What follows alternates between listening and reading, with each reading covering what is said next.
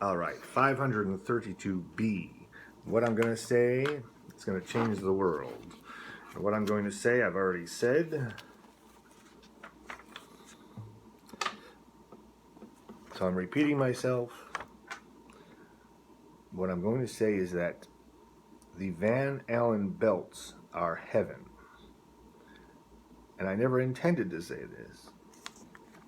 But during the course of this series, I started reading about the Van Allen belts, and sometimes I talk about astronomy, and I actually call this intergalactic Neo-Swedenborgianism because the Andromeda Galaxy is part of it, and the Andromeda Galaxy is another galaxy.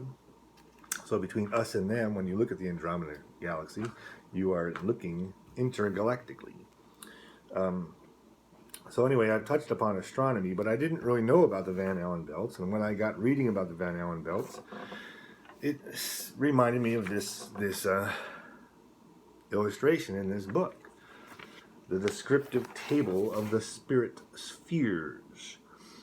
And I thought that was curious. And then I looked a little closer, and then I got out my microscope. My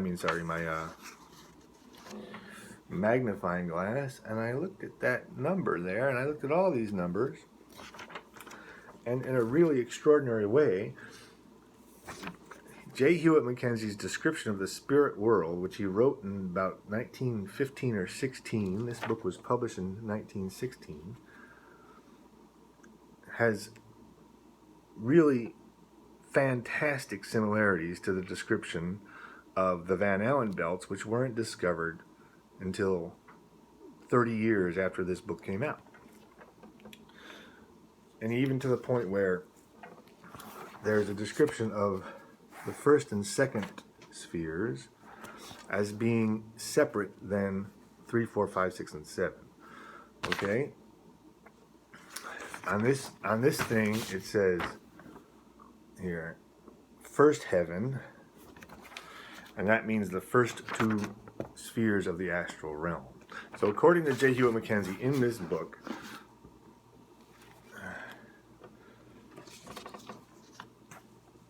there's 7 layers, and there's divided into the first 2, and then there's the other 5. And according to researchers of the Van Allen belt, there's an inner belt and an outer belt. And the numbers, that's a little interesting, but what's most interesting is the similarities between the numbers. So he's describing this in miles.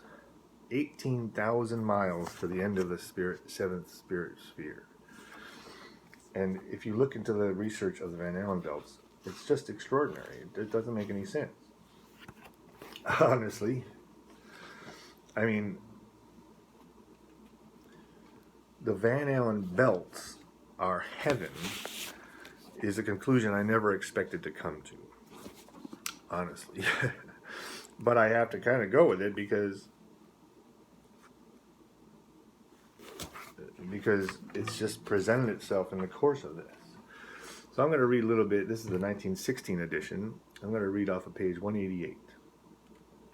The Astral World. And it has a picture here of nature's dark reformatories.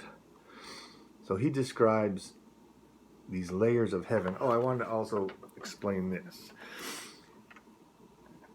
Well, I'm not going to, I don't want to get too much into it. So, nature's dark reformatories. I think I read from this yesterday about the pits of hell and all the people on the bottom of the pits of hell and how they have to scale these walls. See, this is a pit in hell, and there's these people stuck in the pit, and to get out they have to climb these walls. See that little person there climbing the wall? And then there's a person up there waiting to meet them.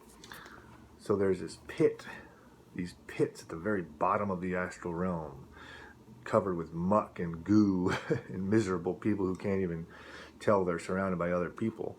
And then when you get so sick of that you want to leave, you have to climb these walls, and by climbing these walls you get like in a little better shape, and at the very top somebody meets you and they take you to a better heaven realm. So I have another 5 minutes, so let me just...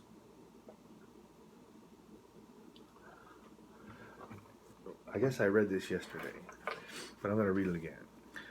A man at death who has lived a worthy life should rise by a law of his being into the third sphere, but only a limited number arrive there, the majority, with less perfection, remaining upon the first and second spheres. The worst of humans at death gravitate to the lowest astral plane, where conditions are most disagreeable. There the atmosphere is dark and fetid, and the inhabitants dwell in rocky gorges made intensely unpleasant by the emanations of their bodies and their degraded practices. These gorges vary in width and depth, but they usually measure a few miles in width and many hundreds of feet in depth. They are natural formations in the rocky strata, the cliffs rising almost perpendicular around them, thus acting as a kind of prison from which they cannot escape but by self-purification. Moisture drops continuously down the sides of these cliffs and lies in large pools and lakes, but others again are quite dry.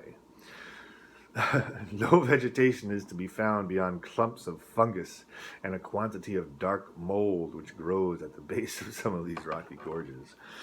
Okay, so what he says and what he's describing, and if you want a modern person saying something similar, there's a woman named Roberta Grimes who has a similar vision of heaven that she describes. And what I mean is that heaven is up there for real. Like if I want to be in an astronomy class and I say the Van Allen belts are up there because the Van Allen belts are around Earth. And so I can point up and say the Van Allen belts are up there. And everybody on Earth, no matter where you are, can point up and say the Van Allen belts are up here above us. They're part of the atmosphere. And what he's saying, and what Roberta Grimes is saying, and what I am observing, is that they're all saying that this heavenland, not they all, but these authors I'm talking about are saying the heaven is up there. And so, where's Uncle Louie? Let's say Uncle Louie died and went to heaven. Or Uncle Louie died. And let's say when Uncle Louie was alive, he lived in Hong Kong. Now I'm in Chicago, and that is north, and that's south, and that's east, and that's west. So Hong Kong from here is it's not directly west, it's west and a little bit south. So let's say Uncle Louie lived his whole life in Hong Kong, and now he's dead. Well, he would go up to the heaven above Hong Kong, and he would live in that Hong Kong heaven and move up through these 7 spheres. And that's the conclusion that comes out of this book. And it's far out, and I never really expected to say it, but it's where this whole thing has led. And so I have to just go with it and conclude and share the news, the information that the Van Allen belts are heaven, speaking Neo-Swedenborgianistically. And so when you die, you go up there into the Van Allen belts. Whatever your little life force energy self is, leaves this crude earthly body and goes up and enters a new place. And that place is literally up there. Heaven is the Van Allen belts. It's a very strange conclusion, but I just have to go with it. Thanks.